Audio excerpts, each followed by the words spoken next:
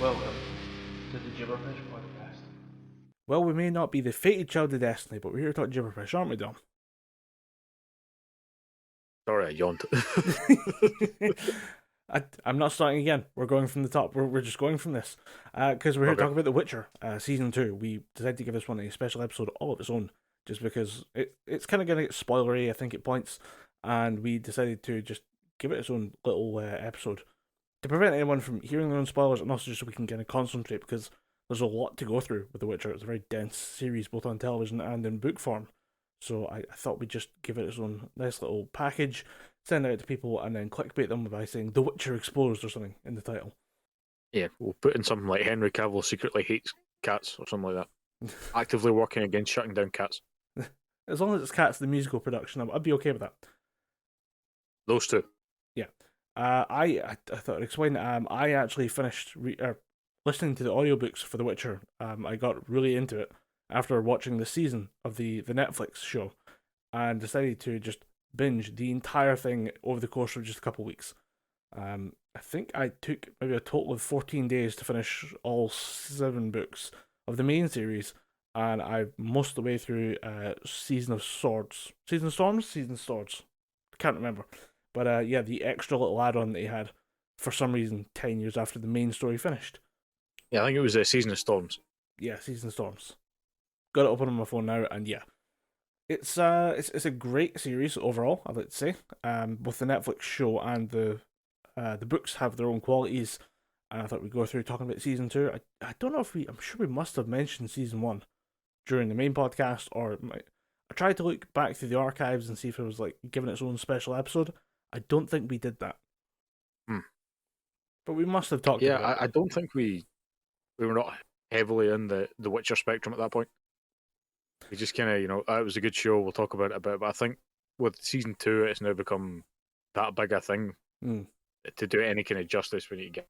Yeah, it's pretty obvious that The Witcher as a franchise is here to stay. That first season was fine, but, with it being on a Netflix broadcast, it's going to be a bit kind of risky. You can't really guarantee that Netflix will continue a show beyond Season 1. Especially if you're a live-action adaptation of a popular nerd franchise. Cowboy Bebop. It's 3 weeks. 3 weeks longer than it should have. Should have been fired from the start. Right, so I don't know how you really want to talk about this. I just had some notes in general, and then as the person was listening to the audiobooks and has actually started playing the video games. Actually, I'm going to talk about video games first. I bought the trilogy on Steam for like £6.50, which is absurd. Yeah. If you want to talk about the lack of value in games over time, that is 3 AAA titles, admittedly released over the course of like 10 years, so the quality is obviously not quite the same as what you'd expect. But the fact that I basically bought what would have been, games here in the UK go from £50 to £60, probably I'd say 50, so £150 worth of game for £6.50 is absurd. And only because they're so old. They're maybe I'd say a decade old. The Witcher 3 Wild Hunt maybe came out 2012. And we just so happened to be right, yeah. the right time. The Witcher 1 came out in 2007. Yeah, it's well, actually the Witcher 1's the one I want to talk about the most, because I've got into The Witcher 2. Very fun game. Bit different from what I was expecting. Not used to playing an RPG on a PC, which I might switch over to console controllers. Depends if I can get the controller to work with the game. We'll see about that. It's the joy of PC gaming, is just figuring out whether or not shit works. But I decided to play with console control or PC controls. Totally different from what I'm used to. It's taking a lot of getting used to all the button mapping. I'm used to just having simple thumbsticks and then just maybe 1 or 2 extra button presses. This is a new thing for me to actually sit and learn this type of gameplay. But I started with the first game, because that's where you should start, at the beginning, and I found it fucking unplayable. The very first game? Yeah, it is so old. The graphics themselves, actually not that bad. The intro pre-rendered cinematic, gorgeous for the time. Reminds me of old, do you remember, I think it's like Evil Dead or something like that? There's an old pre-rendered cinematic of that one, and it's just so different from gameplay. Once you get into the actual gameplay, it's that kind of old Lara Croft on the PS1, PS2 era polygon stuff. And you're like, oh my god, this is a harsh contrast between the games and the pre-rendered cinematic. But at the same Are you talking time, about old FMVs on the PS1 era? not quite that bad. Not Or quite as bad, but not far off of it as well. It's more just that kind of. Do you remember you played Red Faction? yes, Yes, that type of like the difference between like Red Faction 1 cinematics and Red Faction 1 gameplay. That's where I'm kind of aiming at there. Or even Red Faction 2. It's just a very high like the finished like the finished pre-rendered cinematic is highly polished, fully kind of lighting effects. It's a small movie in effect, it's an animated movie. And then they cut to gameplay, which is obviously designed to be rendering in real time. And just the difference is so stark, it's kind of jarring. But the base characters, the base designs and stuff are all there. It's all very recognizable from the TV shows. But I just the actual gameplay controls, I don't know if I'm attacking or not. I genuinely don't know if I'm attacking when I left click on something and I can't figure out the timing and stuff. So I've jumped into the second one just to get a bit of a feel for it. It's a slightly more modern game. I think it was like another 5 years after the release of the first one. And I actually think The Witcher 2 came out a year after The Witcher 1. that's kind of impressive if that's the case. I'm going to go quickly check that. Oh, no, 4 years after. That seems a bit more realistic because it's a whole new game engine. And the lighting's totally different. They're like this can't be the same. So I'm in the second one. It's different. Again, like struggling to learn it as a used to be a console gamer playing on PC for the first time. But in terms of actual gameplay, it seems to be pretty solid. I'm already like into the first castle and just about to get to the first big kind of plot twist.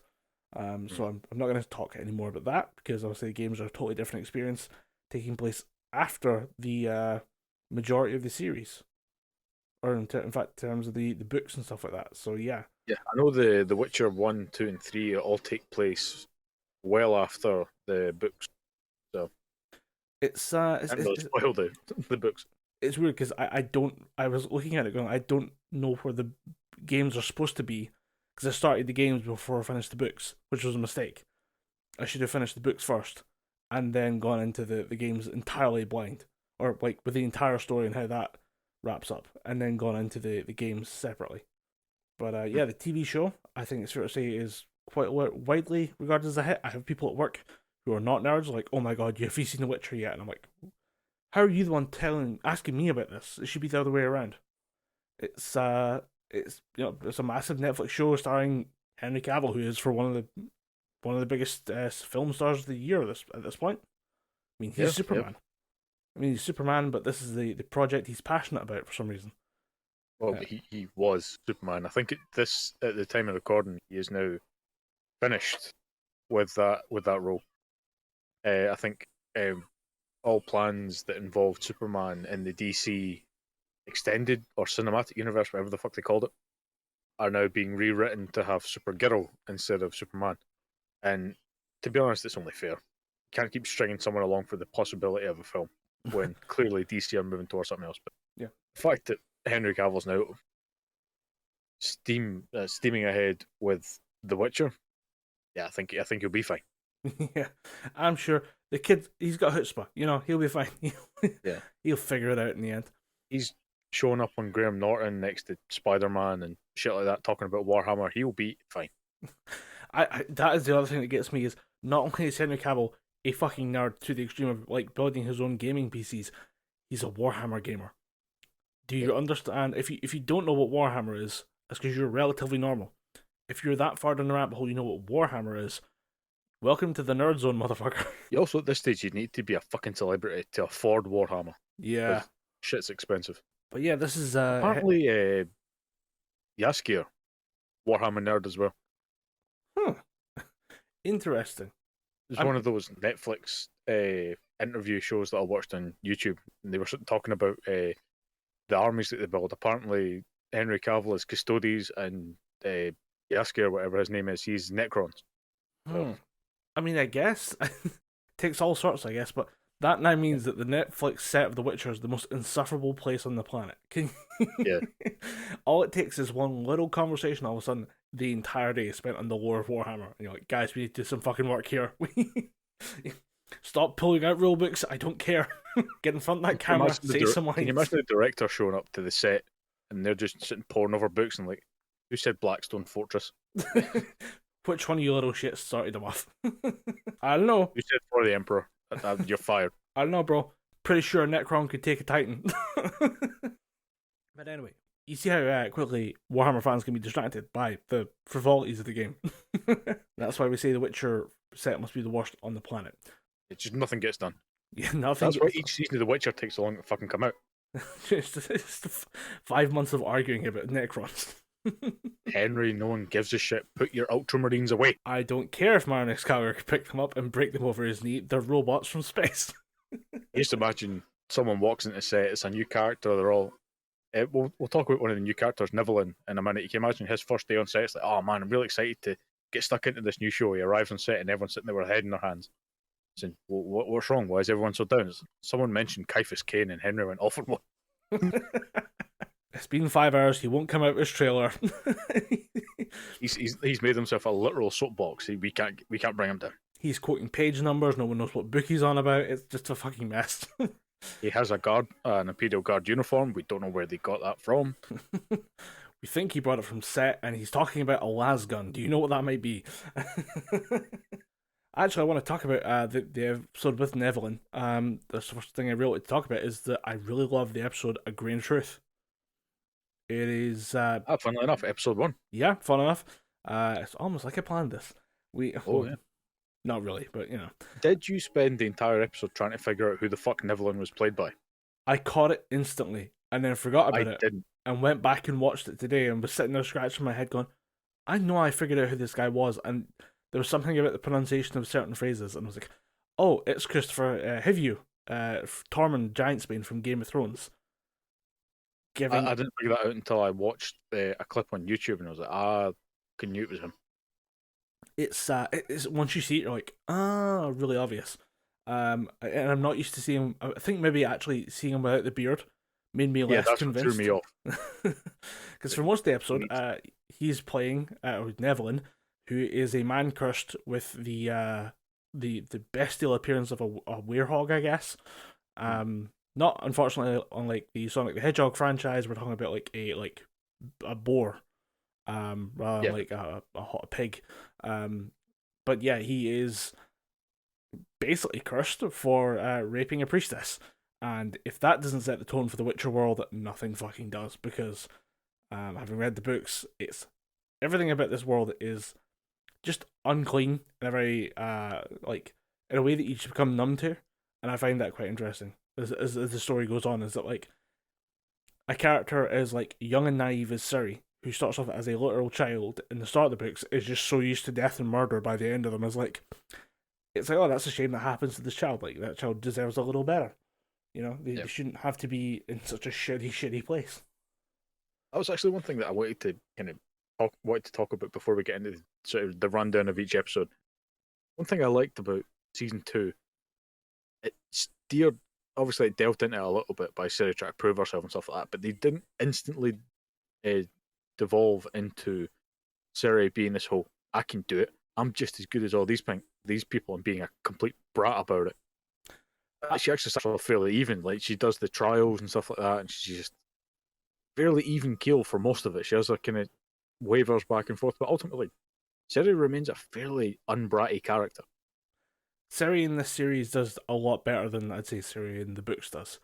I'd say that the book version, in fact, just in general, this world needs a lesson in shutting the fuck up and listening to Geralt. Because 9 times out of 10, Geralt is not wrong. He might not be entirely right, but he's not wrong, by and large.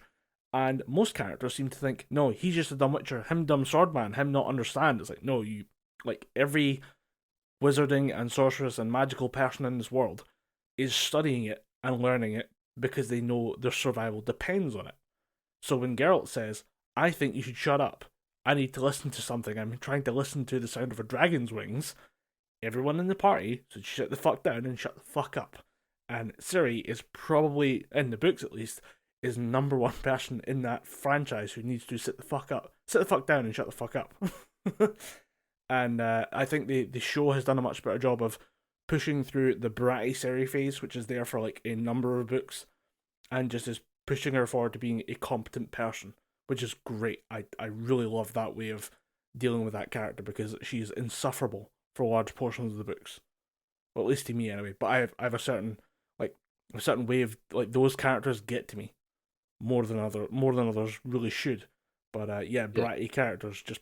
I can see they're doing their damnedest to try and stave it off for a little bit, but if you're saying it's in the books, it's kind of coming a mile away. No. Actually, I think in terms of like once she gets to Kaer Morhen and is starting the Witcher training, she is from then on more reasonable, more responsible. It's the journey to Kaer Morhen up until that point, which takes longer in the books. That's when she's a pain in the ass. Ah, right. So we're now past it. Hopefully, actually, she gets to have her own little adventure later on that I'm really looking forward to because it's uber competent, like survivalist Ciri, and I'm just like, oh, this is nice. This is a nice change of pace for a female character that's like technically born a princess. You know, she is much better than you're gonna enjoy her more the more the show goes on. Yeah, but yeah, Ciri and another character that I'll talk about later, both need a slap in the face and told to sit the fuck down.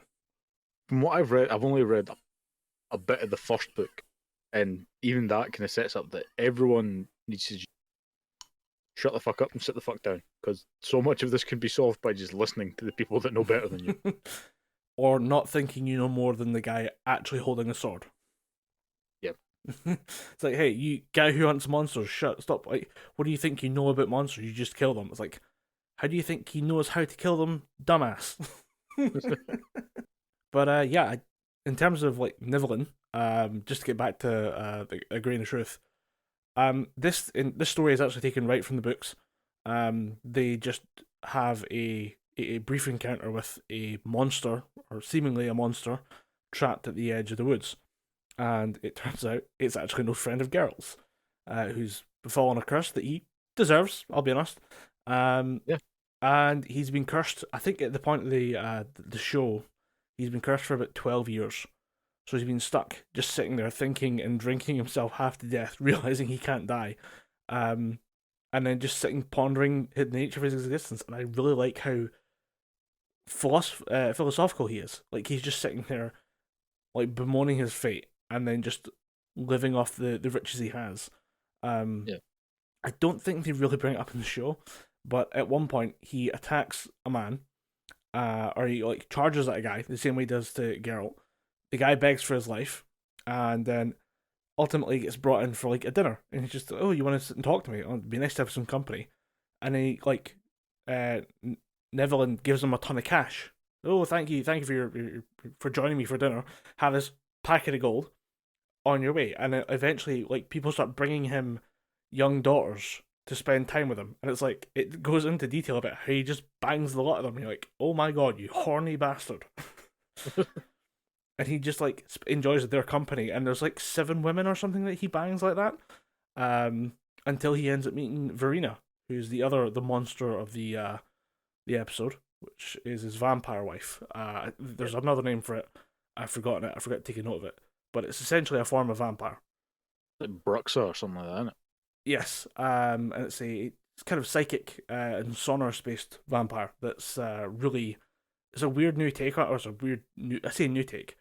Most of the Witcher series is based on fairy tales, urban legends, and myths from old history from Europe, mostly. There's a lot of Polish and Slavic monsters in there, mostly because the writer Andrzej Tarkowski is, Polish, so a lot of his culture steeps into the myths of The Witcher, which is nice. I like it. Adds a little bit of flavour compared to something like Game of Thrones, just written by an American, imagining fantasy Europe going to war with itself. Yeah, I think it is a Bruxa. Played by Agnes Born, who I've never seen before in anything, but she's really good. I forgot how good it was. Like seeing her scamper upside down on top of the roof. Like she's a horror villain character who just gets like a brief cameo in an episode, but totally fantastic. so like unnervingly creepy. Like, I really enjoyed watching her on screen. I found her eyes quite creepy, very unsettling. Well, yeah, the eyes are a big part of the series. Everyone is wearing contacts to the point where I feel bad for them. I mean, they must have been filming for like hours on end, wearing eye contacts that are massive, covering the whole eye, to give like purple eyes and yellow eyes. I mean, Henry Cavill's Yeah. walking around with cat's eyes for like Yeah. 8 hours a day. As someone who wears contacts, I can't imagine having to go through an entire 12-hour workday with contacts in. Painful. But at least my contacts are proper contacts, the soft contacts. The ones that change your eye colour don't do anything except narrow your field of vision. Yeah, it's not a. It works. It really does work for the show, and it helps a lot of the characters, and really sets out the main characters. It must be impossible for anyone to like kind of sneak anywhere. I mean, Yennefer Vengerberg is purple eyes. Geralt has cat's eyes. Ciri has it's green in the show, but it's like a really like ocean, like really light pale blue. In the books, I think, and I was like, huh, how did any of you sneak anywhere? You're so immediately identifiable. So get caught immediately. I always thought that was pretty cool because even in the games, the only one that I've played, The Witcher 3, everyone's eyes kind of set them apart. Even the Witchers have different. Most of them still have yellow eyes, but quite a few of them have sort of different, paler shades of yellow, brighter shades of yellow. If you notice on Vesemir, his are kind of more deeper set yellow, which I thought was a nice little attention to detail. And it's good to see that even the books kind of draw attention to the eyes as well. Yeah, there's a lot of stuff going in there. I mean, especially the Witchers being products of weird science and sorcery, I guess. There's a lot of times where people, like, sorcerers are like, we don't know how witches are made. Could we study you? And he's like, what do you mean study? And they're like, oh no, when you die, can we have your body so we can take it apart for like a dissection and like an autopsy? And we just they're mostly interested in the eyes because they think they can make humans see in the dark if they just give them Witcher eyes. You're like, what? This is really like not how any of this works. I suffered to get these. The trial of the grasses is no. Your eyes. You can't just pull this out and shove it in someone's head. It doesn't work that way. Yeah, I'm glad they touched on the trial of the grasses being no joke whatsoever. Was it 1 in 12 3 in children 10 survive? 3 in 10 children survived the trial of the grasses, and then I think they say, oh, maybe 4 in 10 if it's a good year. You're like, damn, this is savage society. I'll enjoy this. But yeah, there's a lot of like horrible things that get done to witchers to make them into who they are, and Geralt has gone above and beyond that to another level. That's why he's singled out. Apparently he's done other surgeries. I've not actually read into what those are, but he has apparently been working on extra levels of Witcher mutation and would have received further stuff if it wasn't for the downfall of the Witchers as a group. Yeah. But yeah, episode 1, A Grain of Truth, fantastic part of the books, great part of the show. I really enjoy the fact that they deal with the immediate aftermath of the Battle of Sodden, which is the end of season 1. Yeah. And it was mostly through, I'm going to get her name wrong, Tisaya, I think. Yeah, Tisaya, you got a name right. Yeah. Tisaya, who is one of Jennifer Vengerberg's like mentors, she's another one of the sorceresses, and she's going through the Battle of Sodden, like looking at the corpses and trying to go back into their memories to try and find Yennefer, because Yennefer has gone missing during the course of the battle, and she's touching these like bodies, and she's like piecing together the last moments of the battle, trying to find where Yennefer went, and she's like touching different faces and stuff, and you see the most brutal up close kills, like first person stabbing, I guess, first person shooter, first person stabber action scenes, and that's honestly the most reassuring thing to me, because the series is incredibly violent, and it needs to be because the books are incredibly violent. I'm listening to Season of Storms, and there is a vivid description of what happens when an ogre with an axe goes through a small mining village, and there's not a lot left. And listening to stuff or seeing that scene, I'm like, okay, they could actually pull off the stuff that's required in the later parts of the books, because it's not going to be clean. Let's put it that way. Yeah, and that's what I kind of like about The Witcher is it's even with Game of Thrones, you could tell that there was gore, but there wasn't that much gore. I mean, they went overboard in a few scenes, but there was still the gore was kind of well contained. And this, they're willing to get a bit gory. Yeah. You're reminded that everyone is carrying swords. Swords do damage. How much damage? This much damage. And then just throw guts everywhere. Yeah. beyond that, I don't have many notes for the first episode. I actually don't have many notes for many of the episodes, just the general broad beats, because with a lot of these fantasy series, a lot of The Witcher is travel, and it's kind of downtime between big story points. The one thing I'm quite glad that you mentioned travel, because the one thing that bugged me quite a lot is that people just seem to pop up in places. Right? For example, with Yennefer, after she goes through a big plot point, I think it's in episode 3 or something like that, where where she meets the woman in the hut and she's there with Francesca and Fringilla. She just kind of appears at what's the name of the mage stronghold? Gordon, help me please. Aretuza, right? She just appears. Just one point she's going, I need to get to Aretuza. Next thing you know, she's walking through the door and she's talking to Stregobor and Virgafolds. Yeah. Characters who can portal. She's lost her chaos at this point. Spoilers. But, we're putting the spoiler tag everywhere in this episode. She's lost her chaos. She can't portal. How does she get there so quickly? I get that there needs to be some kind of suspension of disbelief. Well, I mean, how would she's she with get other there? You just characters. need to kind of let it happen, I suppose. But for me, it was a bit weird.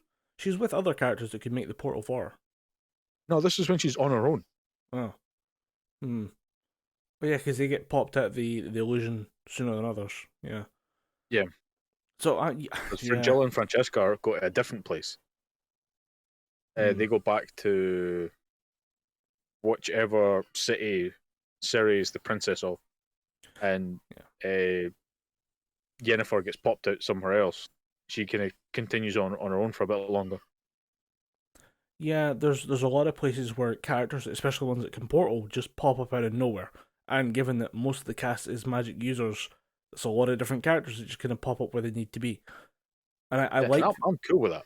I'm very much cool with that. But just with Ciri, not Ciri, with Yennefer and another character who, as far as I know, doesn't have magic, they just kind of appear places.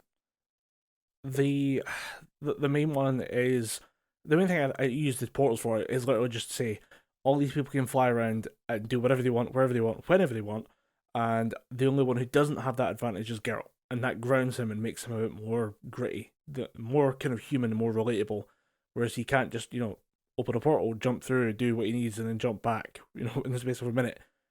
Even though he could do that if he had the power to, use the portals. Yeah. He hates portals. He actually hates portals to the point where he wouldn't do that. Yeah. Doing the portal travel makes him physically sick. And actually, they discuss the first time, the book I'm reading discusses the first time he saw a portal transfer, and somebody got basically teleported, or at least half of them did, and the other half remained where it was. And he had to mop up the remains. You're like, oh, no. Imagine that's the first time you said, first time you ever got in a car and 10 people died. You're like, oh shit. But yeah, it's the travel aspect of it does result in a lot of people just showing up where the story needs them to be, and I find that kind of annoying. But it wasn't enough to make me, stop watching. But nah, man, this is weird. But it's just kind of playing in the back of my head. How would they just appearing so quickly? It does kind of make sense though, because if you were running a international group of mages that covers half a continent, the first thing you would teach all the mages is how to portal. Yeah. Just for efficiency's sake, just fuck this getting on getting on a horse and doing all this nonsense. Let's just everybody jump in a portal, go where we need to do what we need to do, and then just off with us. We just disappear in 5 minutes rather than actually travel months on horseback. Because I think that's what gives the mages a bit of an advantage when it comes to being, I guess, intelligence officers and secret spies and stuff, is that they can just jump from one court to another in a matter of seconds. You could just portal from one castle to another, and there's a mention in the book that someone says, "Hey, couldn't this be used for diplomacy?" And everybody's like, "Nobody actually trusts the mages enough to carry diplomatic missions," and they're certainly not going to let them teleport kings to go visit each other. That's going to get nasty quick. But I do like the use of sorcerers in the world, mostly just because of their they've got a kind of scientific nature to magic. It's not like we'll behold the magical great flame. It's like, no, we need to figure out what magic actually is, how it impacts the world, and how we can use it ourselves. And then in some cases, some people want to make a better world, but some people are like, how do I make a profit off of this? Yeah. A very real thing to add into the world. that was one of the major things that I appreciated about it. Is it's not the case that, like you said, all the mages are just like, we worship the magic conch shell, and the magic conch shell tells us to buy cryptocurrency. There's a bit of a scientific approach to it, and there's theory behind the use of chaos, which I don't know, is chaos a thing for the show, or is that in the books as well? I think it's mostly just referred to. I trying to remember if it is referred to as chaos in the books. Can't remember for some reason. But yeah, the idea that there's like the magical forces that are at play in the world. That's generally referred to as either some kind of chaos or just magical force. But there's different theories on it and how it all comes to be and how it comes together and how it works. But it's because there's scientists or there's people theorizing and breaking it down and testing and doing different methods to actually figure out what's going on in the world. Yeah, like a huge part of the first season is Stregobor trying to hunt down women born under the Black Sun because they have natural affinity, should I say, for chaos and things like that. So it shows you that there's a bit more of a theory to it as opposed to where I'm going to keep comparing this to Game of Thrones because Game of Thrones now feels like a very shit Witcher. And it's the only. The Witcher were just like, no, this is what I wanted. Fuck Game of Thrones. It's the only thing we can really compare it to because it's the only multi-season that's fantasy, genre thing that's starting with serious effort behind it. Nobody's making something this big, this fantastical anymore. Yeah, absolutely. But what I like about that is you talk about the Black Sun theory, and remember that's based off of a prophecy. So there's weird like mumbo jumbo about children born beneath the Black Sun shall bear golden crowns and bring about the end of times and the dawning of a new age of bloodshed. And somebody goes, okay, let's go find out what's going on with these girls, see if there's any we can identify as being born under the Black Sun. And then they go find them. One of them happens to die or gets killed. They take the top of her head off, and while doing an autopsy, as in a scientific experiment on a dead body, they find that she has a strange structure inside her skull. That's the golden crown. And they go, oh shit, that prophecy, that mumbo jumbo, may actually have some meaning to it. Like there's a thing we can find and used to identify people that might be involved in this curse of the Black Sun, and we might need to scientifically or forensically investigate people involved in this situation. It's that weird blending of fantasy and magic and mumbo jumbo with a kind of grounded approach to the world that's very unique to The Witcher. You there? Yeah, I'm still there. Dog a drink of water. It's one of the things. I won't say The Witcher does everything perfectly. Like I said, there are some downsides to it. Like this season specifically, we seem to focus. We don't really settle on one kind of key thing. We're kind of trying to pick up strands of each different story. Like there's new elves to consider. There's There's the elves at the beginning of the war. It's a setup season really. Knowing where the story goes. The only thing I can say that can really offer you some comfort is this is a setup season. This is the beginning of the big war that's going to make the next couple of seasons very interesting. Yeah, that was the point I was trying to get to. But I'll preface this by saying that I'm battling a migraine right now. So if the words don't come out like they should, blame the headache. I feel like I should put that disclaimer to every single one of our episodes. Just Dom wasn't feeling well when he made this episode, so don't blame him if he sounds like a fucking idiot. But like you said, it does feel very much like a setup series because season 1 grabbed you from the get go with the intertwining stories and trying to figure out, well, if Ciri met this person here and that person's dead now, but we've already seen Geralt talking to this person in another episode, we must know that Ciri's kind of walking forward to a certain point. Geralt's trying to catch up, so you're seeing it from the past in Geralt's perspective, but the future from Ciri's. And that kind of hooked you immediately. But this one seems a bit more. Season 2 seems a bit more pedestrian, I want to say. Yeah, it's a bit more normal. There's a lot more travel, a lot more setup, a lot more. We're going to meet this character. They're going to be more important in the future. But you're going to get in this episode in this season, the middle season, we're getting more about Geralt because you hear about maybe Geralt was a bit more studious and stuff like that when he goes to meet that group of mages that give Ciri that weird orb. Yeah, at the temple. Yeah. Yeah, and you find out from the leader of that temple that Geralt was very studious, very good student, and you get to find out more little things about the backstory, and there's other little setup pieces that you find out. Yeah, and the I think what they're trying to build, it's going to be a key point of the actual storyline, is they're trying to build the core group, the core trinity of Yennefer, Geralt, and Ciri as a family. And I'll talk about that more later. But it's something you can't do with like fun scenes. Unfortunately, something you can do with like big action scenes. It's something you do with the little moments. And one of the big takeaways from this is Geralt and Ciri have a really good kind of father-daughter chemistry that works. I think works really well. I think the actress for Ciri deserves a lot of that because she's very good this season. I didn't really think she was that good last season, but she was a lot younger. Yeah, and also I think 90% of, I think her name's Freya Allen. Yeah. 90% of her stage direction was just, and stand there and shit yourself. Stand there and go, Stand there and look fucking terrified. Stand there and say, Geralt, help me. Occasionally scream and break the whole thing. But in this, she gets a lot more to do. I think the best thing that they do for Ciri is, teach her how to fight. Because she does a lot of training. This feels like Dragon Ball Z in a couple episodes.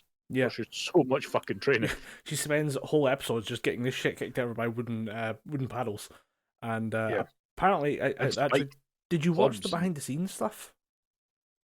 I watched some behind the scenes stuff. There was not all of it. Obviously, Netflix does a lot of behind the scenes stuff for this because it's a big production and they can milk it for a bit more money if they show you behind the scenes. They have a 37-minute just discussion of what went on behind the scenes, and apparently the actress loved it. And when you see some of the shots they pull off, I mean, there's one where they've got a camera guy jumping off at the same time with Ciri as she's being thrown into, like, she's getting knocked around by the machine, and it's him jumping with a camera, holding it perfectly in focus, and you're like, that guy is fucking badass for doing that. Holding about 20 grand worth of camera equipment at least. Yeah. Imagine just jumping off, like being told, hey, you're going to jump 12 feet, but you're holding the deposit for a house. Don't drop it. You're going to make a 20-foot vertical leap, but you're just going to be holding at least 120 kilograms worth of equipment, and this equipment could buy you a car. So just don't let that affect your performance. Try not to think about that but don't worry, as you fall down, we'll be pulling up on wires to help you balance yourself. I'll be like, oh fuck that shit. But yeah, there's a lot of like really impressive stuff. Like the show's commitment to physical effects and like practical effects is really impressive because there's some dodgy CGI in places. I don't know if you caught a few bits and pieces. There's a lot of background shots that are green screen that can't really be helped. I don't expect you to go and find the exact replica of the place in the real world, and they do a lot with big sets as well, which I like. But there's some stuff. There was one. It was a pull-up shot from, I think it was the Wizards, the home base that you were talking about earlier. They pull up that, and the entire like surface is clearly CG, and then there's a balcony that's a practical effect, and it sticks out so much. And I immediately saw it. I was like, oh fuck! It's like episode 1 or 2 or something. I was like, oh, what did you do? But it must be episode 2 because I watched episode 1 today. I didn't see it. For me, none of the effects have been as bad as the dragon from season 1. The gold dragon was not great in my opinion. But they do their best. For getting Kaer Morhen looking as good as it does, I will very much accept the weird looking chimera and a couple other weird shots. Yeah, but it's not the. I think the biggest draw of the show for me anyway is just character interaction, how the characters talk to each other, and just watching. Obviously, the fight scenes are obviously the big draw. But what's going to keep you going is how characters talk to one another, and how they interact with, the developing situation and with each other. Yeah. I think it's another massive hook of the show. Yeah, actually, I didn't know about Kaer Morhen, and I say mostly a practical effect, mostly like a practical set that was built and designed to be lived in partially, but it's practically lit. Like all those fires are there; they're all real. Can I live in Kaer Morhen? I will convert my house to like Kaer Morhen. That place was cool as fuck.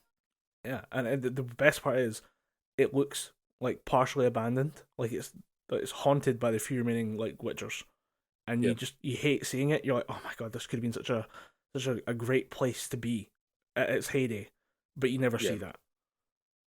I will say that there's an animated film called Nightmare of the Wolf, which is it's actually what's his name, Vesemir's not quite origin story, but it's how Vesemir becomes the leader of the Witchers.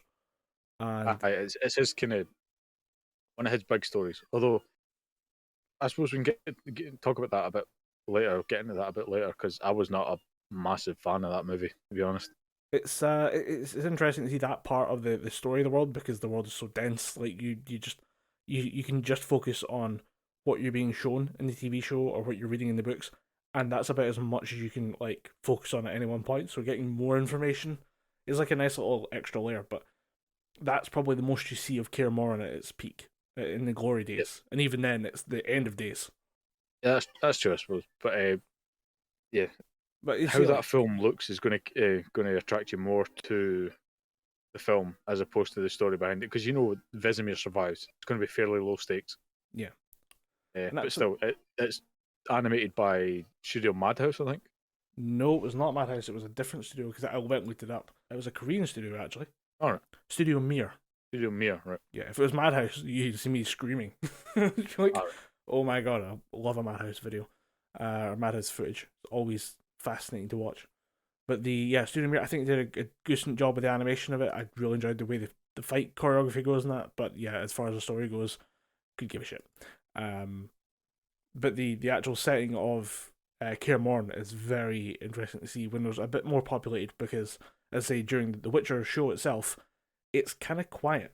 It's very drab, I guess, is the phrase, but it's not a fun place to be. But at the same time, it looks like it might have been great once. Yeah. Same with Vesemir in general. We talk about like a great character interaction, like seeing Geralt grow as a father for Ciri, and then seeing Vesemir being the father or being some kind of proxy of a father to Geralt. Even though, like, if you look into what he was required to do to train Geralt, like, oh my god, what a shitty father he must have been. But seeing him like trying to keep it all together, you're like, if you just got to live in the heyday, if you just got to be who you are now during the great days of the Witchers, you'd be like a great king or a great leader, but you're kind of the last of the dying breed, and you're just kind of stuck being the last man on the ramparts, Yeah. Vesemir, I think, might actually be my favourite character in season 2. Just talking about general casting, they perfected Vesemir. He looks exactly like he just jumped out of the games. And even descriptions from what I read in the book, they got that spot on. And just how he acts around the other Witchers, like very, very protective of them. Just kind of, I've raised these guys. I'm going to make sure these guys survive. In the episode with the Leshy, when it infects Eskel, how obvious his sort of anguish is when he sees him all infected, and like, we could have saved him and stuff, but no, you did what had to be done. Let's not pretend for a second that I would have done any different. Yeah, this is the only way to end this fight is with one of your brothers dead on the ground. Yeah, and that was another thing that I praised the show for doing. You usually get like, oh man, we could have fucking saved them, you're an asshole. But now it's like, no, you did what had to be done. We could have saved them, but you stopped another couple of Witchers from dying, so good choice in my book. Yeah. It's my least favourite device in any kind of thing. Like, we spoke about He-Man, how they just, oh, you killed my dad, you're a dick. And like, yeah, but your dad was a zombie. He needed to die. There's a pragmatism to the Witchers that is, it's a little off-putting to people who, like the normal people in that world who, want to talk about how much they love people and how much they want to hug people and just how they feel a human connection, and the Witchers don't have that, and it makes them seem a little bit evil to the rest of the world. But you're looking at it going, you know what, fair call. I'd hate to be the one to do it myself, but yeah, if I need the job done, I ask for a Witcher. I don't ask for the baker.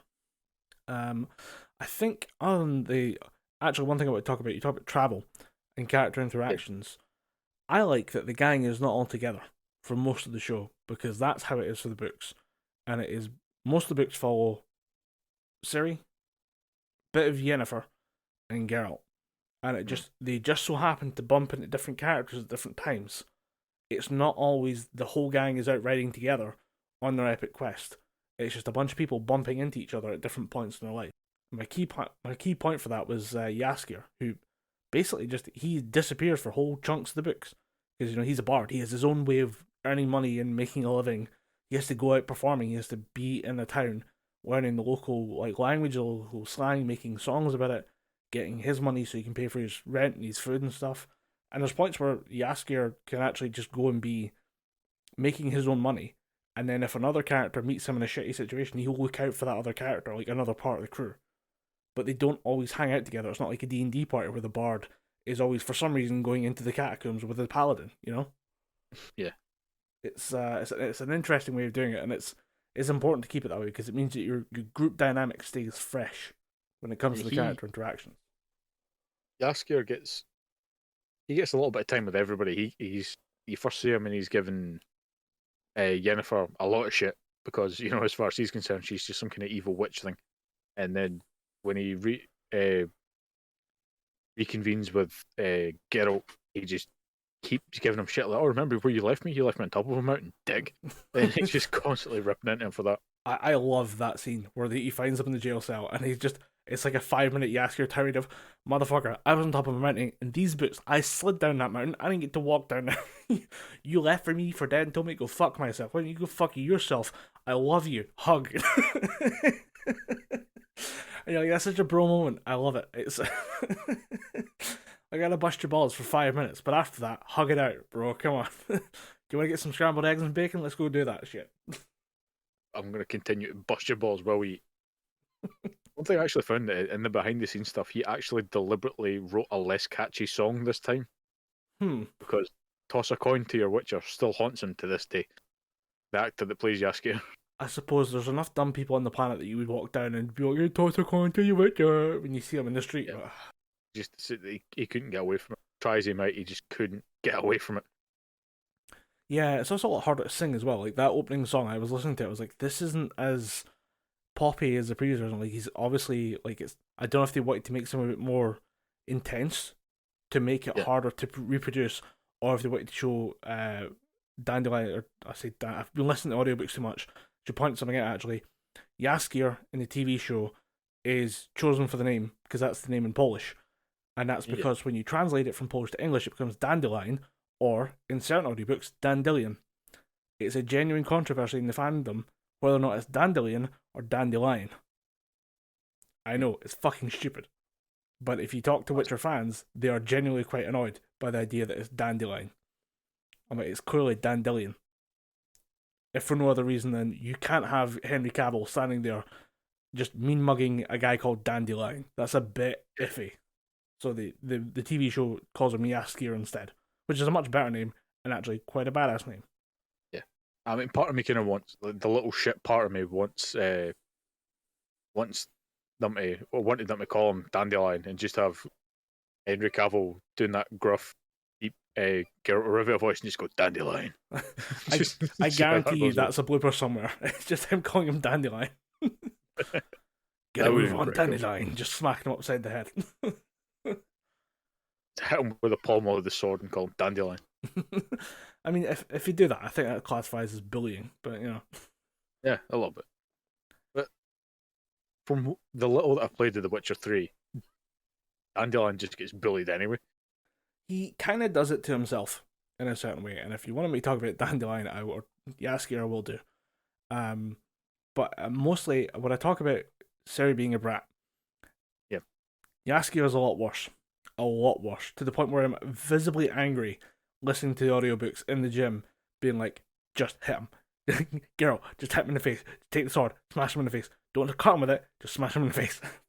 Fuck him up, G, fuck him up.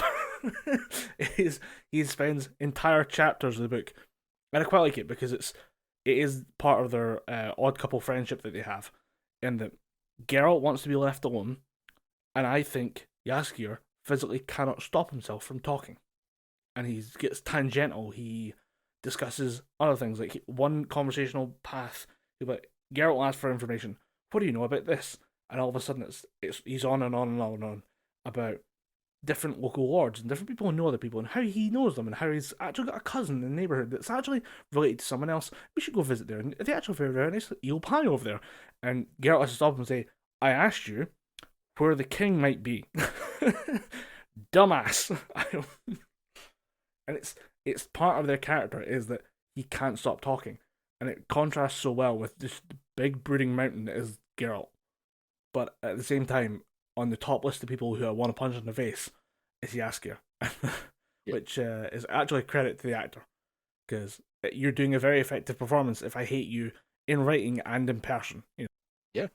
I suppose that's always the sign of a good character. If he's meant to be annoying and he annoys you so much, I suppose the actor's done their job, I guess.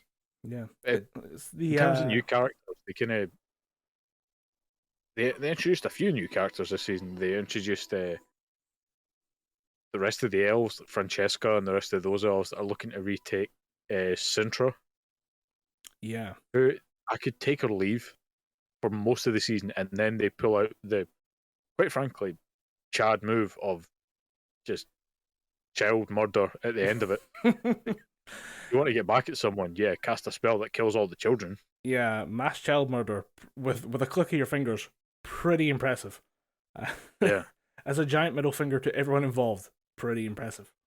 It was, I mean, we could talk about the Elven refugees. I quite like the attention it's paid to Nilfgaard, because most of the books having the perspective of characters that are just on the ground, just normal people like Geralt and Ciri and Yennefer, they don't have access to Nilfgaard.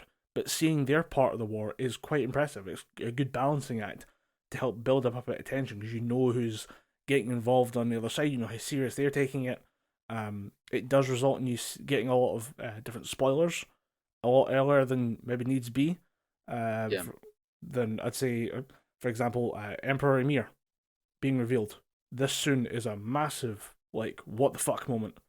That's like one of the last things that comes up in the books, because no one has access to the Emperor, because he's the Emperor of a foreign rival power, and it seems like you're never going to get to him, and it just so happens to be revealed towards maybe the end of like the second to last book, or as part of the last book itself, who Emperor Emir is, and yet we've had it spoiled in season 2 of the TV show that may go on for like 3 to 7 seasons, maybe, or 4 to 7 seasons. I had a similar thing with the Wild Hunt, because again, as far as I know, the Wild Hunt are kind of the boogeymen. They're hinted at and they're spoken about very, very frequently, but you never actually get to see them. Seeing the full consignment of the Wild Hunt riding towards the portal, you kind of blown your wad a bit early there. They're hinted at in middle books, and they're more treated as like an urban legend. That's kind of like, like the boogeyman. Yeah. When they're actually shown up and revealed in like the last book, what they are and what's going on with them is the biggest fucking spoiler of the entire book. And I'm like, okay, we're hinting at it this early. I wouldn't say what we've seen so far as a spoiler or anything. You can interpret from that scene what you will, but you've not really been shown that much about what's going on. You know the basic premise of there being a wild hunt of horsemen galloping through the land. That's all you really need to know for the next couple of books. Yeah.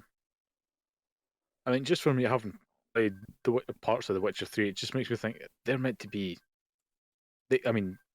knowing that the Wild Hunt show up so far after the end of the books, and that's when you have the fight with, I think, Caranthea is one of them, shit like that. It just felt a bit too early for me. But if you're saying that they're there, showing them isn't too much of a spoiler, that kind of puts me easy a little bit, because I know that they're following the books a lot closer than people give them credit for.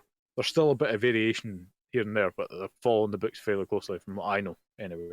You may know different. I haven't read them all. It's kind of like in Game of Thrones, how they talk about the Army of the North, like the undead, where you have like this ominous force that's building in the background. And I guess showing it from time to time might be enough to keep that kind of clock ticking over in your head of like, oh no, this, like, we're having these conflicts down here, but also up there or away elsewhere, there's another force ready to come in. And I think that might be what they're trying to do. Alright, can I show them early and say, bear in mind, these guys might show up, and then just have them murmur and work in the background type of thing? Yeah. It depends how they use them. Hopefully do it a bit better than they did with the White Walkers. Yeah, maybe don't blow your load in one episode with that one, please. Actually, you can't. If don't have fucking Jaskier or some shit kill Caranthea. Just smash him in the face with a look. It was surprisingly easy. Carol, you can do that, you fuck. Yeah, it's a weird reveal this early in the show, but I think it's quite. I think if handled correctly, it can be fine. I don't know if they will, but we'll see. Um, Thinking of other plot points, actually talking about the Nilfgaardian side of things. From Gilla Vigo, the Nilfgaardian sorceress, her scenes this episode or this season were pretty good. Yeah, Fringilla, she was out for fucking blood this season, and it was pretty good. Yeah, I like that. We talked about like the sorcerers being scientific, but it really needs to be said they are ruthless and ambitious. Yep. They are trying to scheme and plot and take over the world, but as the power behind the throne rather than the power on the throne. Yeah, and Fringilla's... I kind of hope that Fringilla survives longer than Cahir, because Cahir was this kind of badass character in season 1, season 2. It's just, what you doing, mate? What you got going on with that shit beard you call? Yeah. It's shit beard, crazy eyes, man. What the fuck is wrong with you? I mean, we're talking about the elven side of things. The elven units are very important, mostly for the upcoming war that we talk about. Because that's what all this is building to, is that Nilfgaard versus the North round 2, like the all-out war that takes place. What we saw at the end of season 1 is the opening skirmish.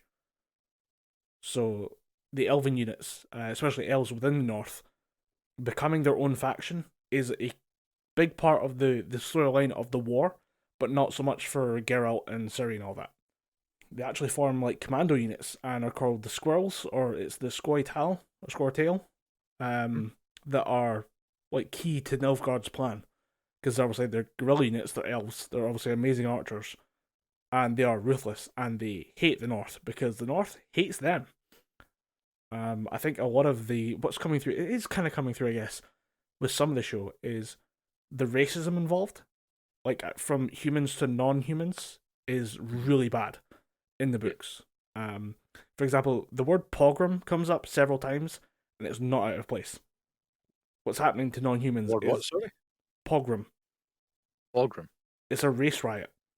It's a riot that takes place where, like, typically associated with Jewish people, but you have a group of non-Jews throwing a riot, targeting the riot at Jews and using it to kill. They say, oh, it was just a riot got out of hand, and coincidentally we burned all these Jewish shops and hung all these Jewish people. And they're using the same term against non-humans in the Witcher series, and it's true. It's what's happening. It's just mass race riot. It's just humans versus dwarves or humans versus elves. It's like a serious problem with the North and humans in general. But it's all actually tying in quite well with the overarching like plot of the Witcher universe, which is that, you know, the world we're seeing is the elven world. Like it was originally owned by the elves, the dwarves, and the gnomes, who were the sentient races, and then you get the conjunction, which gets mentioned during the course of the show, where you have multiple planes of existence just shoving into each other. And one of the things that happens is that you get humans. And the humans come in, take over, and destroy the planet. And you're like, I wonder what that's a metaphor for. And it's it's pretty grim in terms of what they show and what they discuss and the angle they take towards conquerors and colonialists and, you know, people making empires on the backs of mountains of corpses. And all of those characters happen to be human. Yes, I'm probably mispronouncing his name, but Sapkowski made this with very clear inspirations in mind for some races. Like the Nilfgaardians are clearly Germany, right? Clearly Germany. So it wouldn't be too far outside their own possibility to see that he would try and tackle some other big issues even at that time.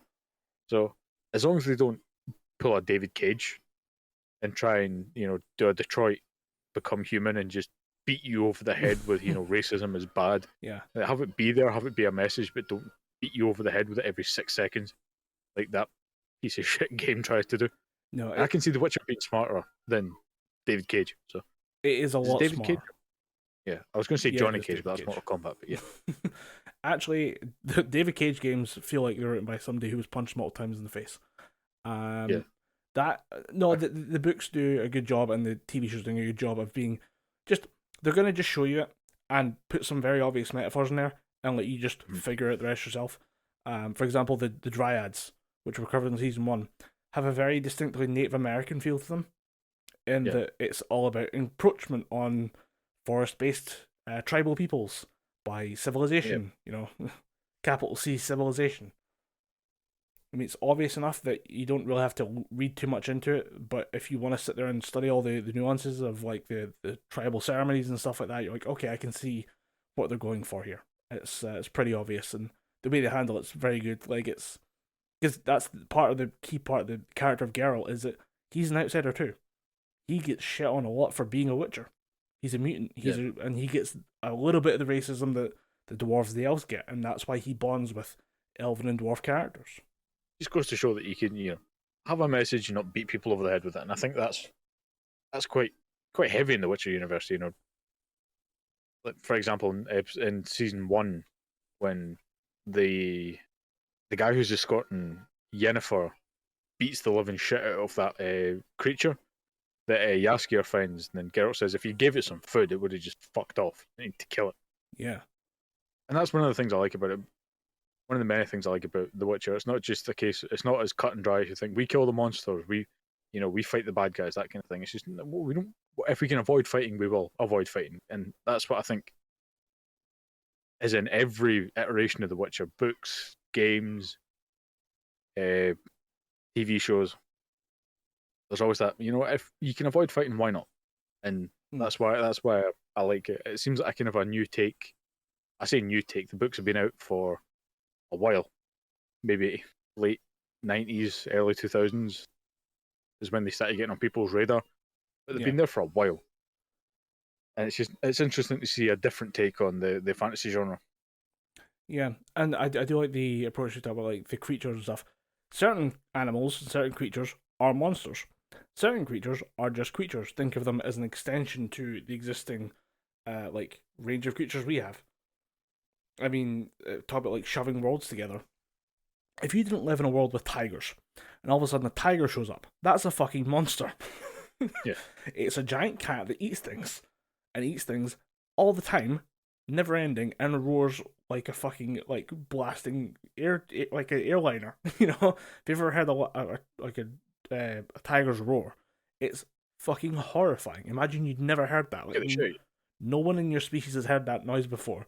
And all of a sudden, there's like 2 of them roaring in the jungle. I'd be like, fuck this, burn the jungle. Yeah. There be demons, get me a fire. Concrete wall around that shit. We're not touching it. And part of it is like, it's the balance between the extended, bestier of the world, like the normal animals plus the weird animals. Like, for example, dragons are a natural creature in that world. And there's part of the whole thing of, Witchers don't kill dragons. Because they're not monsters, they're just animals. Yeah. And it's weird for us, because it's like, okay, that's not a real animal. It must be a monster. You're like, no, this is different world, different rules. And they handle that very well. I also kind of like the idea that if something's endangered, there's always that thing that the Witchers will leave it be. When Geralt's talking about the different classes of dragon, he says, well, they've all been hunted to extinction, so not much interest in killing them. Yeah, it's based on how much of a threat they actually are. Yeah, and that comes in later with some of the better characters in the show later on, or some of the books later on. They're just different beings, or are they monsters? And you're like, interesting question. And then you start to get a little bit of that. I mean, you take one look at Neville, and you're like, that's a monster. But you listen to him, and he's just a sad old weirdo. You know, with regrets. With magic powers, and, can make seas of ale if you ask him to. Oh, that thing where, stuff just drops from the ceiling, that's canon. That happens in the books as well. And it's way more confusing. Is that the house, or is that his magic? It's his magic with the house. Oh, right. The house responds to his command. So it materializes whatever he needs and just drops at his feet. And he's learned to kind of channel it so he can drop things on the table. Nice. He's been training himself for years, mastering the arts of making roast chickens fall from the sky. Dude, I'd get into so much trouble if I had that power. Just don't worry, I had nowhere. I just like the day of you being annoyed at somebody's being like, roast chicken, snap your fingers, and just roast chicken falls to the ground. Frozen chicken fall on his head. But yeah, as you say, like, there's a lot of different like conceptions, and a lot of the shows to do with, or a lot of the stories to do with, what really is a monster, what is a horrible person, and you're going to find some very dark answers by the end of the story. Yeah. One thing I want to talk about, You're going to find a lot of things that aren't as black and white as they would seem to be, which I think is a valuable lesson. Not to get too bogged down in that kind of conversation, but yeah. Speaking of just other bits and pieces that I've got notes on, we're talking about like the different like attitude stuff. Like talking about Kahir earlier. Yennefer and Kahir doesn't happen. They don't hang around together. That's not a thing. Kahir fails to capture Ciri, goes back to the Nilfgaard building. Sorry, boss, fucked it up, and gets thrown into prison. Yeah. And then like the way that's handled, like with them being told, oh, if you execute Kahir, you'll be a trusted part of the sorceresses, or the Lodge of Sorcerers or whatever. If that happens, and I'm very actually worried about the way the plot point works out, Yennefer betraying the sorceresses prevents two major things happening in the books later on, or might impact two big things that happen later on, and they're two of my favourite things in the story. One of which is, I refer to it as the Sorcerer's Ball, which is a gathering of all the sorcerers at the outbreak of the war, which is coming, so like it'll probably happen next season if we're staying on track. And then the Lodge of the Sorceresses, which is later on. But they're two of my favourite things because it leads to the best character interactions. It's the best dialogue in the books. Is this ultra like competitive, highly sexualized, just bitchiness between the sorcerers, and them all try to seduce different people, but also try to stay like coy and on the good side of everyone else in the room. So it's very good scenes that I like are perfect for television. But the way it happens, and like what's happened in the show, I'm like, does this prevent this from happening? I hope not, because I kind of need all those characters to be in the room or be able to be in the room together without murdering each other. And at this rate, that's not going to happen. I think what the show's kind of smart about doing is that it might not do things the way you think it's going to do, but they'll show up. So I can see. I mean, Yennefer, she did. Let's just put it bluntly, she did betray the mages, but they'll forgive that. That Tisaya, she fucking loves her. So yeah, she'll be back. I wouldn't worry about it. We'll see. It's an interesting because it also features my favorite thing, which is just awkward Geralt, where he's trying to be nice to a bunch of people he can't fucking stand. And I just want to see Henry Cavill standing there in like a nice like, because most of the time Geralt's in his armor, but this is when he's told, no, go and dress up nice. He's got to wear the shirt that he clearly hates. He's like, everything sucks about this. That happens in The Witcher 3 as well. They have to when he meets Emir, because Yennefer introduces him. He has to go and do this. He has to get washed and he has to put all these clothes on. It's just every 5 seconds he's pulling at his collar. Or he's like sorting his trousers or something like that. Yeah. It's an entire like 2 or 3 chapters of the book dedicated to just awkward Geralt, and I fucking love it. Mostly because he's interacting with a bunch of characters who are trying to seduce him, and some of them are being very subtle, and nobody remembers that he can hear very well. So they're trying to like discuss amongst themselves, like, "Oh, I wonder if we could just grab his dick." And he's sitting there going, "Oh my god, what? I can hear you. What are you doing?" And immediately that character comes over and he's like, "Hey, wait a minute, protect my junk." But the what you're saying is Geralt spends the entire part of this series just covering his junk. Actually, I'm going to just talk about this now. Geralt is covering his junk too much in this show. In the books, everyone is fucking constantly. Nobody, like, there's been some shagging, not to the rate of the books. It is non-stop. It is Geralt just lining up the hose, just one after another after another after another. And the best part is, like, it's just part of the sorcerer's custom, because the sorcerers are all infertile. Part of their trade for their power is that they can't conceive children. So there's no consequences for them having sex. And if there were, they just find the magic workaround. So the sorcerers are banging constantly. And then Geralt just like, fuck it, I'm out here whoring. Might as well go for it. And it is every other chapter features him waking up in bed with some random skank and being like, hope Yennefer doesn't find out. And actually, there's a part of it I actually realised that like part of the book, part of the story is about storytelling. I'll talk about that later. But when you talk about a key trope of storytelling is unreliable narrator. Geralt lies about his sexual conquest so much to Yennefer. Then I'm like, wait a minute. I caught on to it because she's like, tell me you haven't been with another woman. He's like, yeah, totally, baby. I love you. And you're like, you banged a chick in the last chapter. What are you talking about? She can probably smell her on you. It's just part of the books is just this never-ending string of like characters waking up in bed with another character going, forgot about that. He's going to brush himself down and go and get breakfast. But yeah, actually, it's just in regards to Yennefer, this probably doesn't come up that much and probably doesn't matter that much. Yennefer is stealing other people's plot points. The two that I know of are the 14th name on the hill. It's actually Triss Merigold, who is the 14th character that dies on the hill at Sodden. She was supposed to be dead as a mage, but was found and miraculously recovered. Not Yennefer. And also after that, she loses her magic, which is one of Ciri's plot points in the books. So for some reason, they're giving Yennefer all these story points, and they talk about it on the behind the scenes. They talked about the fact that Yennefer doesn't really have that much to do, but for some reason they just don't just do that. They have to give other characters plot points to Yennefer instead, which is a shame because obviously Ciri has a great part of the books, and her losing connection to magic is less severe and less intense. So I get why giving it to Yennefer when Yennefer's identity is built around magic. It kind of makes sense with the theme that they're going for, where they want to like have magic or have her like find a new identity, and that identity being a family that she builds with Geralt, even though she's infertile.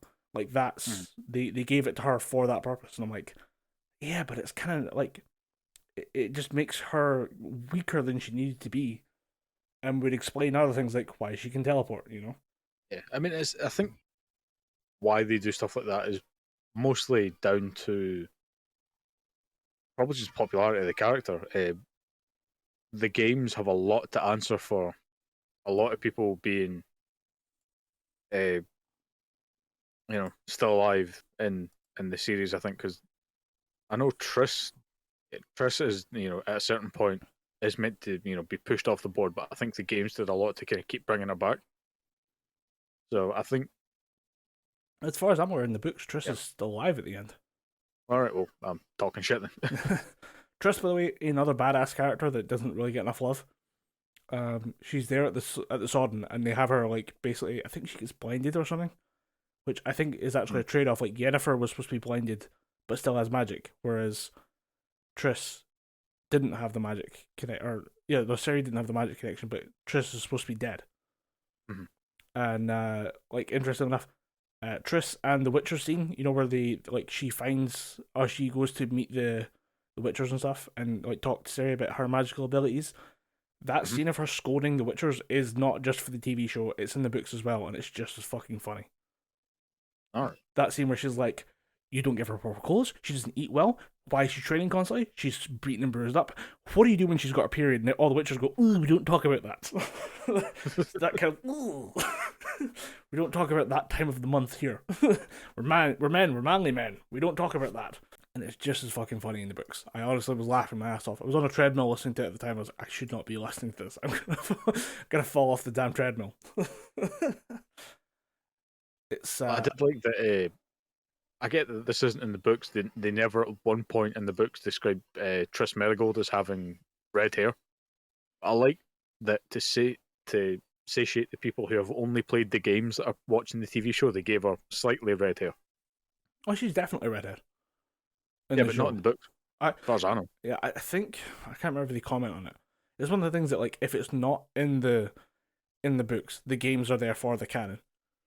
Because it's one of the things of like closer to the original source, you know, and people just expect once the game's set something in precedent, like that's how it looks or that's how it behaves.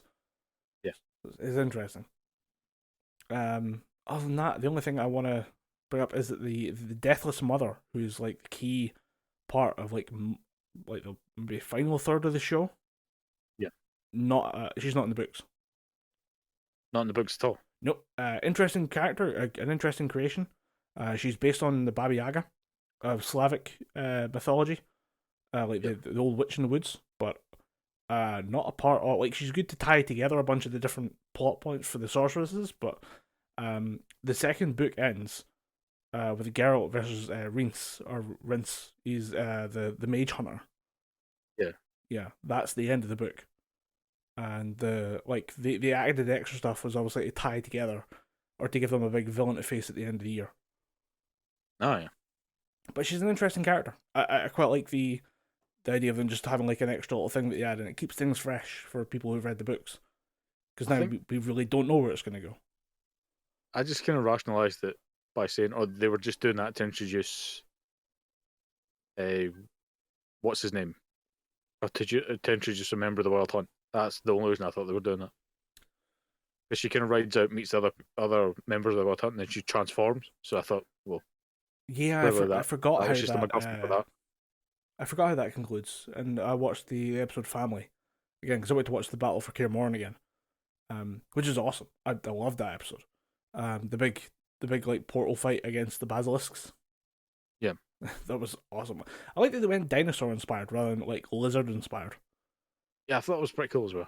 I just thought the design of them in general was pretty fucking cool. Yeah, when the last one comes out, and it's a giant white one, and you're like, oh my god, it's huge. Fuck this.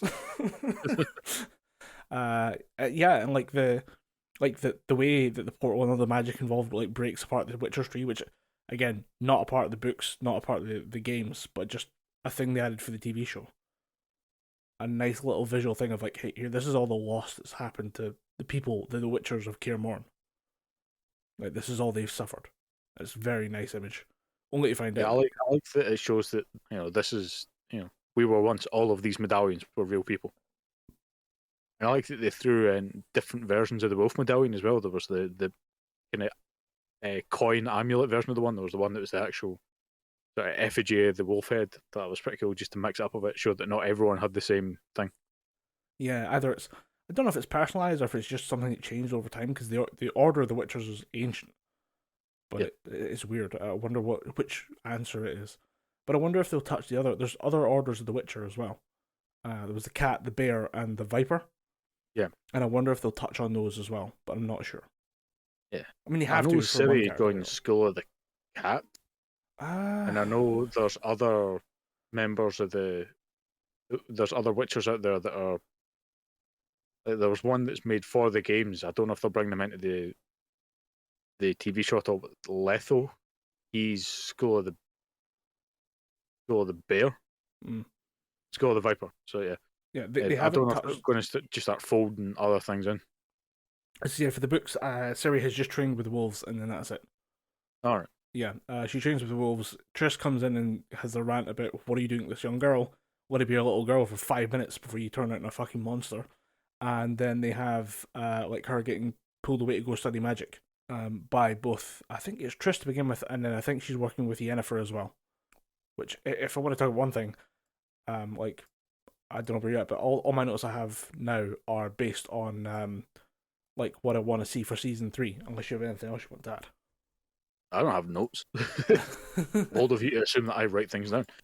Just if you have anything else you want to talk about. Yeah, I'm just slowly rattling through the shit that I remember thinking, oh, that was cool, that was cool, that was cool. The only other note that I could really think of is probably something that I should have spoke about when we were talking about season 1. But Cahir being able to fight back Vilgefortz pisses me off.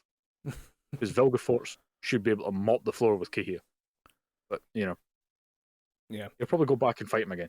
Cahir's he's not an interesting character, to be honest. He's just kind of... Cahir's a little bitch. Fuck him. he's there to terrify a little girl, and that's all he should do, and then he just fuck off. Yeah.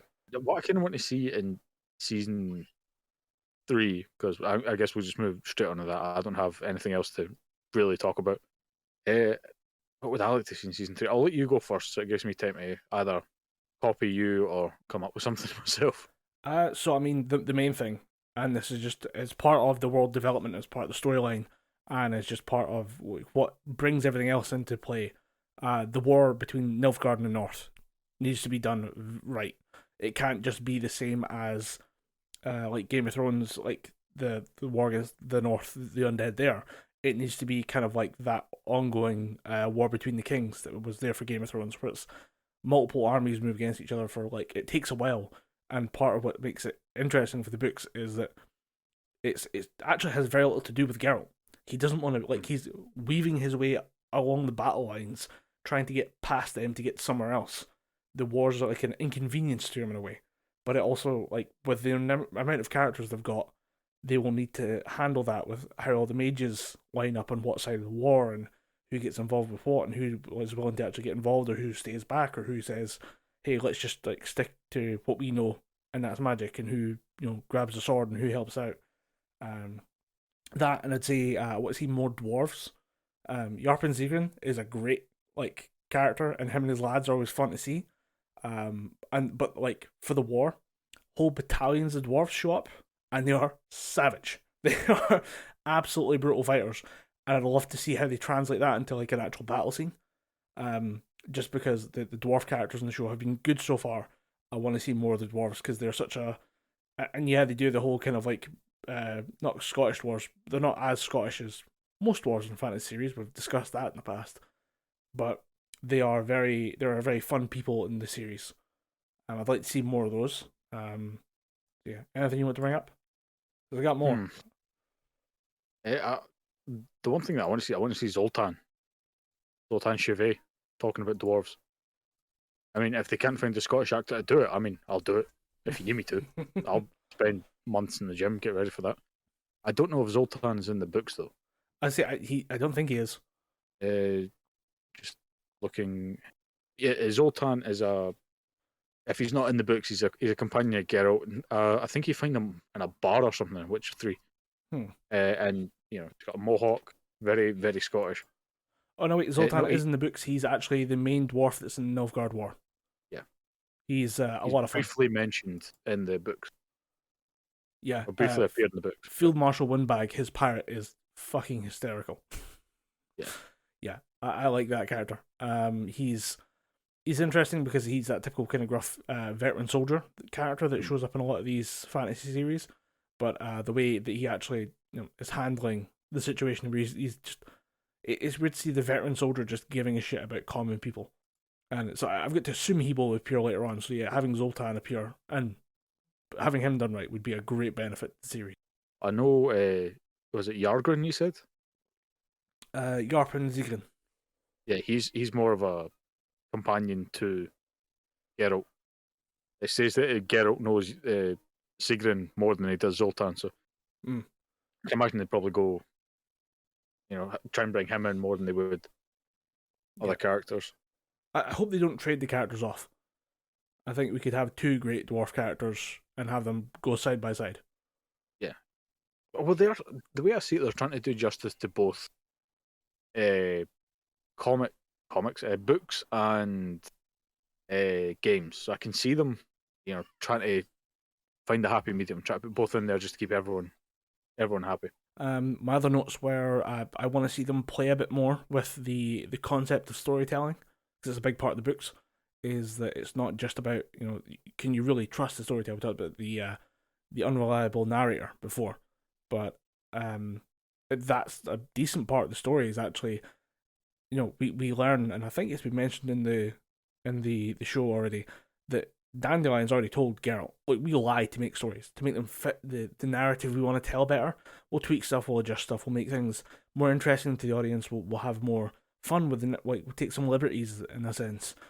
And you can hear some stuff starting to twist about stuff we know has happened or stuff we've seen happened, and how it becomes like a folk tale, like it becomes a bit of an urban legend, and then all of a sudden, like the characters get misplaced, the beast becomes 10 times larger, the Witcher slays it with a single blow of his sword because it's more heroic, it's a better story, and I want them to play a bit more with that, because it comes into a key part when it comes to like the legend of the Elder Blood, and like there's even one point in the books where they quote the same event from the elven side of what happened and the human side of what happened, and it's fascinating to see the different perspective of what went down, and then the book never really tells you what the real answer was.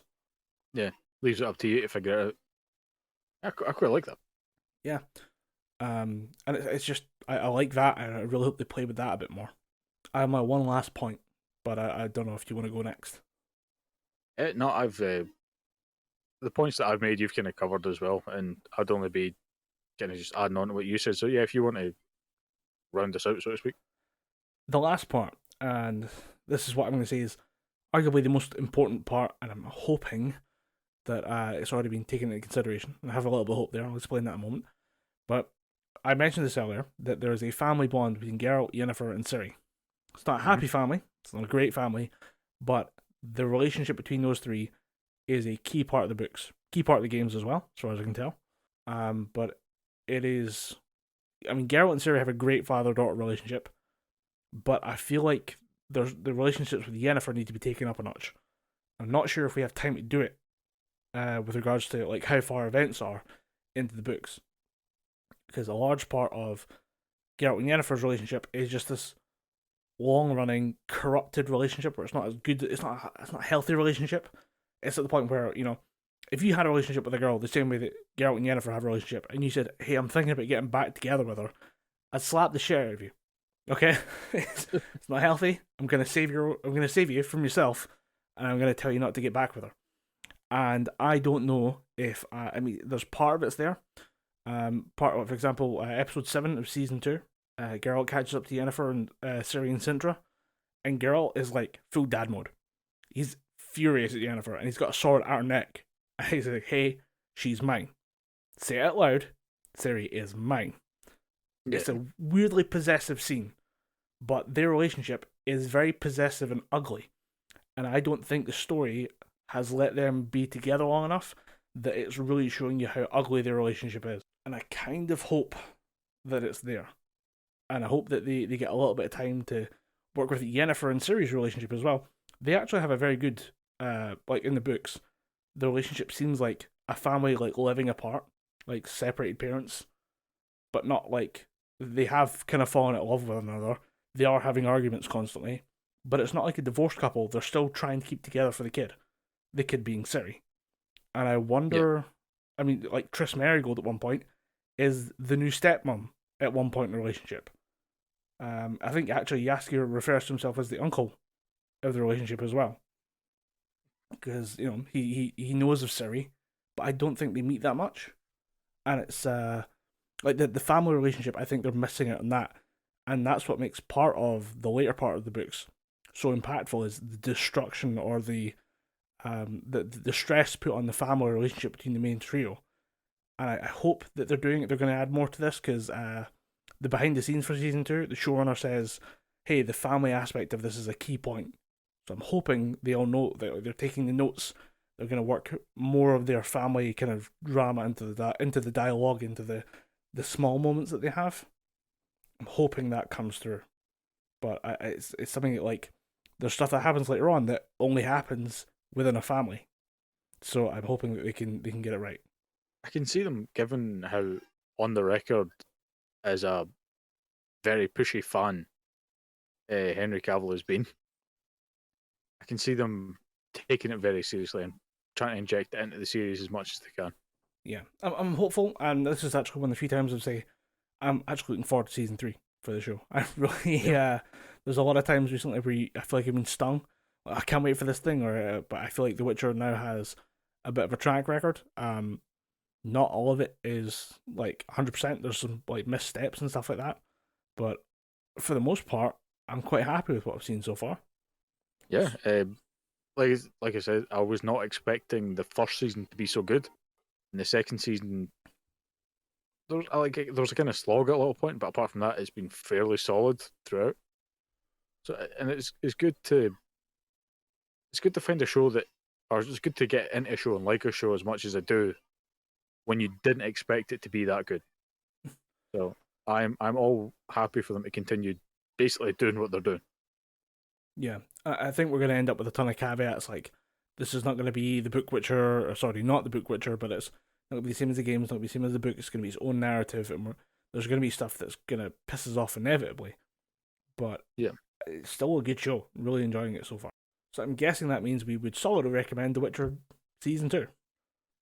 Yeah, absolutely. Shouldn't surprise anyone. We've been talking about it for 80 minutes. Yeah. I'd say maybe try and parse it out to yourself, because I watched it all within a couple of days, then I was like, well, I have nothing left to watch. Especially and, the Book of Boba season. Fett coming out every week is just a all tease. Because it's like, oh, you get into it, then the show finishes. Like, oh, it needs to be at least 10 minutes longer. And that's what we'll say, like, it's almost like an hour-long episode each week.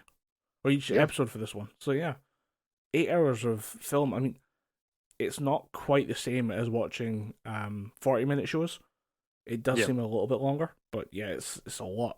It's a good, dense series. And I'm surprised that they went for the runtime over the episode numbers. Yeah. But I guess Netflix can just kind of do that. I mean, they're not beholden to TV production schedule. They just can say, fuck it, 8 episodes. Do you want to make them an hour long? It works for us. Yeah, I mean, that's one of the good things about doing streaming. You can just kind of think, well, let's make this show 15 episodes. We don't need to make it an even run. We can just say, here's 15 episodes. Go and watch them at your convenience. It's a nice change of pace, and hard recommendation for The Witcher. And anything else to add to that? Just go watch it. Yeah, go watch it. I can't put any more bells and whistles on it. Well, I guess with that in mind, I've been Colin Graham. I've been Dom Anderson. And we've been talking Gibberpish about The Witcher.